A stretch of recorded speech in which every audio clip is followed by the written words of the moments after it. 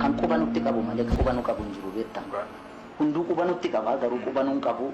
Akkuma qubanutti qabu immoo quba akkanu qabus barbaanna beektaa nuti. So kanaaf namoonni akka Daawit kana luuzii gochuun qabu hawaasni keenya. Namni kun muuziqaa Oromoo kana internaashinaal godhee hojjechuu qaba. Akkatti hojjetu haalli jireenya isaa mijachuu qaba. Waan ta'uu qabu uummanni nuti irraa dhalanne beektaa. Nuuf miti beektaa warra gudeeda isaa keessaa baanee miti. Urmaafu nama siree irraa bu'ee ciibsu gadi galoon immoo hin dhabamu. Addaggeen immoo hin dhabamu. Asumeen hin dhabamu. As dhiyoon hin dhabamtu beektaa.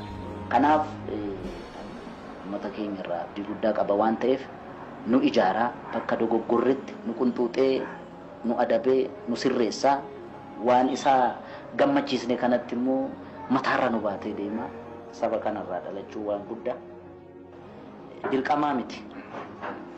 Dirqamatti kennaan jiru just agartee calaqqee hawaasa tokko.